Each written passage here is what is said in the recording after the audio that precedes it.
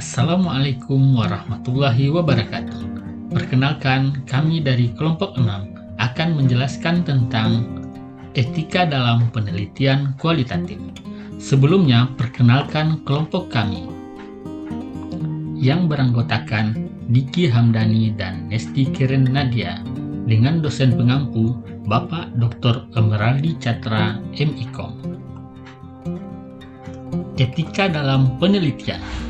Para peneliti sosial harus mempunyai kepekaan etika yang besar kepada rekan-rekan seprofesi, populasi studi, dan masyarakat yang lebih luas. Alasannya adalah bahwa para peneliti ilmu sosial menyelidiki mengenai kehidupan manusia, mulai dari kehidupan sosial pribadi, berbagai kebijakan, praktik, dan bahkan hukum yang dihasilkan. Dengan demikian, peneliti harus memastikan hak, privasi, dan kesejahteraan orang lain dan komunitas yang menjadi fokus studi penelitian mereka. Sejarah etika penelitian. Etika penelitian tumbuh dari penelitian biomedis, khususnya dari contoh penyiksaan dan pemotongan mengerikan yang dilakukan dengan kedok penelitian medis oleh dokter Nazi dan ilmuwan selama Perang Dunia Kedua. Atas nama sains, dokter memaparkan subjek penelitian dengan virus hidup, racun malaria, dan berbagai macam obat yang belum teruji dan operasi eksperimental. Penelitian medis pada masa perang ini mengarah pada pembentukan Kode Nuremberg pada tahun 1949. Kode ini menetapkan prinsip-prinsip untuk penelitian pada subjek manusia, yang aturan utamanya adalah bahwa subjek harus setuju secara sukarela untuk berpartisipasi dalam studi penelitian. Etika tersebut menjadi dasar deklarasi Helsinki, diadopsi dari Organisasi Kesehatan Dunia pada tahun 1964 dan direvisi pada tahun 1975, dan juga diadopsi oleh American Medical Association pada tahun 1966. Persetujuan tertulis dan persetujuan tersirat.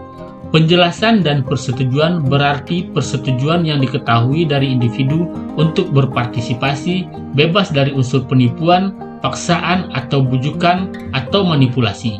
Dalam kasus anak di bawah umur atau orang yang mengalami gangguan mental yang pelaksanaan pilihannya diatur secara hukum, persetujuan harus diperoleh dari orang atau badan yang berwenang secara hukum untuk mewakili kepentingan individu tersebut. Kerahasiaan dan anonimitas. Kerahasiaan adalah upaya aktif untuk menghapus dari catatan penelitian setiap elemen yang mungkin menunjukkan identitas subjek. Anonimitas berarti subjek tetap tanpa nama. Dalam beberapa kasus, seperti kuesioner survei yang dikelola sendiri, dimungkinkan untuk memberi anonimitas, meskipun peneliti mungkin mengetahui kepada siapa survei didistribusikan. Mengamankan data penelitian. Peneliti harus mengambil tindakan pencegahan untuk memastikan bahwa informasi tidak jatuh ke tangan yang salah atau menjadi publik. Salah satu cara untuk mengamankan data privasi subjek adalah dengan cara memisahkan nama atau pengidentifikasi lain dari data. Tindakan pencegahan juga harus diambil untuk memastikan bahwa informasi terkait penelitian tidak dibahas secara sembarangan. Pelanggaran etika. Studi Lord Humphreys dalam Lunenburg tahun 2017 tentang pertemuan homoseksual yang lebih dikenal dengan sebutan perdagangan ruang teh telah menunjukkan hal-hal yang merugikan subjek penelitian. Humphreys mengembangkan cara untuk mendapatkan akses ke informasi terperinci tentang subjek yang dia amati secara diam-diam. Saat mengumpulkan data penelitian, Humphreys mampu mengamati pertemuan seksual dan merekam plat nomor peserta. Dengan itu, dia dapat menemukan nama dan alamat rumah orang-orang yang dia amati. Selanjutnya, Humphreys menyamar dan menipu orang-orang tersebut agar percaya bahwa dia sedang melakukan survei di lingkungan mereka.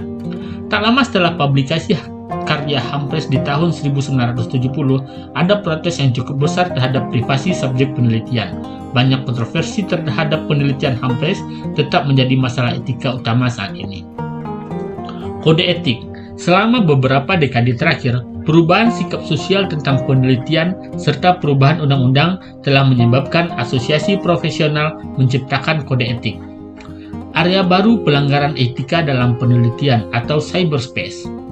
Dalam penyelidikan ilmiah sosial yang telah diuntungkan dengan memperluas strategi pengumpulan data dengan menggunakan internet, survei web telah menjadi umum. Melalui internet, peneliti dapat melakukan pengumpulan data di antara kelompok-kelompok kecil yang terdiri dari individu-individu di beberapa lokasi yang jauh. Peneliti saat ini dapat mencapai arsip yang berada di web dalam hitungan menit, padahal sebelumnya mungkin perlu berhari-hari atau berminggu-minggu untuk mencapai sumbernya. Objektivitas dan desain penelitian. Seorang peneliti dapat menggunakan berbagai macam cara untuk memastikan kerahasiaan data subjek penelitian.